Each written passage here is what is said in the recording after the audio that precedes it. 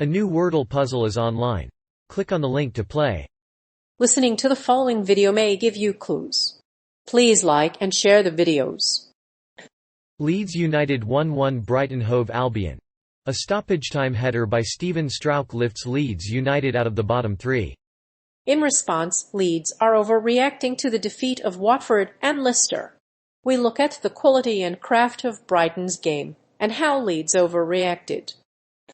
But let's not forget to acknowledge Leeds' overreaction. Here are 3 things we learned from the match.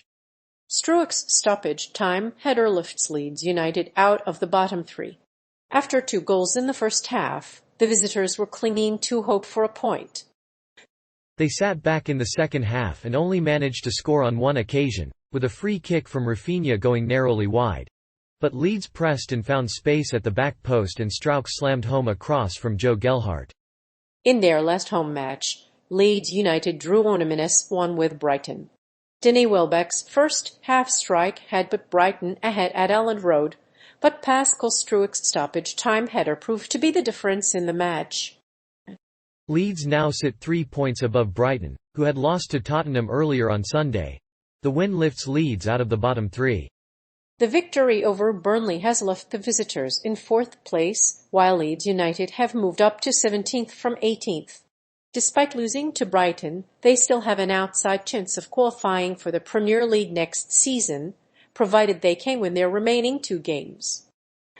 A win against Brentford would be crucial to secure their Premier League status for next season. And a win at the upcoming Brentford match would see Leeds move out of the bottom 3 and into the playoffs. The game has been a thriller. Leeds have been a tad nervy, and Manchester City have struggled to exert any real control. Jesus misses a header from a corner, and Gundogan has to head away another Leeds cross. After that, Jesus fires a low shot straight at Meslier but fails to score. Watford's defeat to Leicester. The defeat to Leicester City at Vicarage Road was Watford's 15th home reverse of the season, which equals their overall top-flight record. The defeat will have left the Hornets manager Eddie Edwards with a huge task to complete. The defeat is especially harsh considering that Watford's manager has yet to win at Vicarage Road since his arrival. Fortunately, the Hornets players will take some extra motivation from their future manager Rob Edwards, who will be watching the game. Visitors' early woes were quickly forgotten after a late equaliser by Leicester.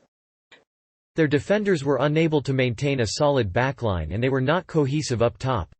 Watford were unable to get a second goal, so Rodgers opted to substitute Casey McAteer for Ioze.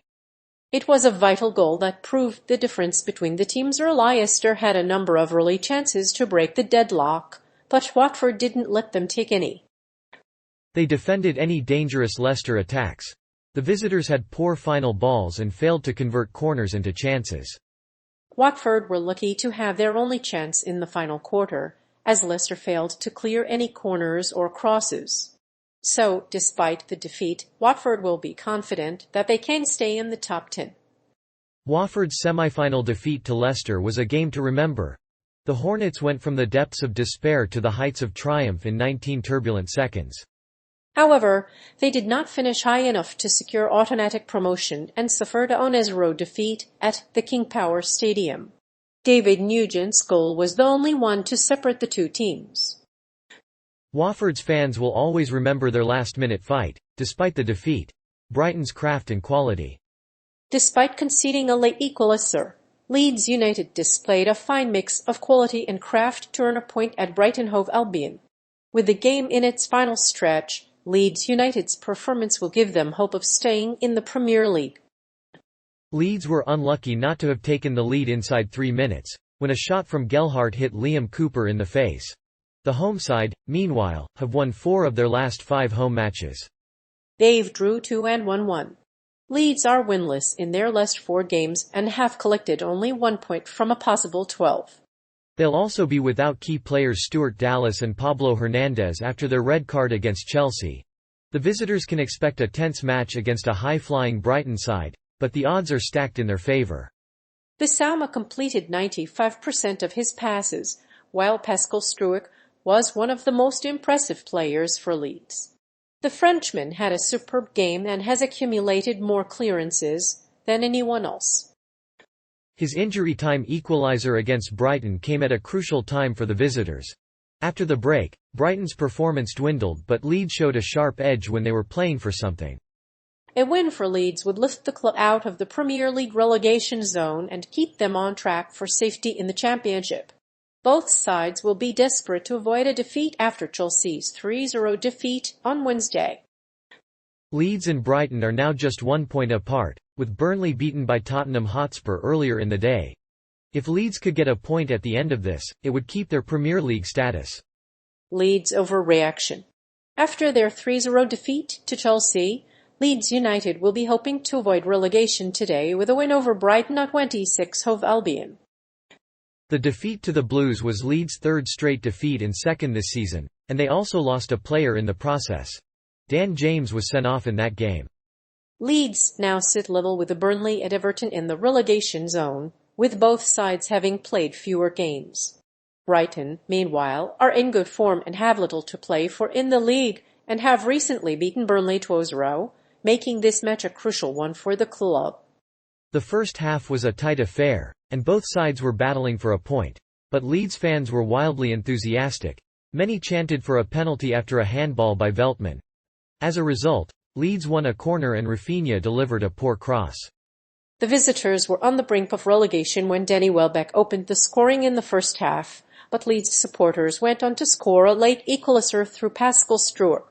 The visitors were not without their chances, and their goalkeeper Robert Sanchez denied Matus Clip twice and turned away a Raphinha free kick in the second half. Leeds were a poor team to watch, with several players overreacting. Leeds lacked confidence and looked to be in trouble from the start. But Brighton matched their intensity and showed some of the better quality of football in the Premier League. Despite Leeds' poor start, they were a poor match for Brighton and a good chance for them to take all 3 points. They were a better side than Leeds and should have taken more points, but their overreaction has left them in a precarious position. Strauch's goal. Pascal Strauch's late equaliser for Leeds United lifted the team out of the relegation zone. Leeds fans chanted "sack the board" and saw the club following Danny Welbeck's opener. But a late goal by Struijk, a header from a Joe Dolhart cross, kept the Whites in the game. Leeds now face a crucial match against Brentford on Tuesday, and a win over the Bees is essential to remain in the Premier League. Raphinha and Calvin Phillips often take the glory for Leeds' goals, but this was not a case this time. The England U-20 striker almost hit the back of the net before half-time, but Sanchez was equal to the challenge.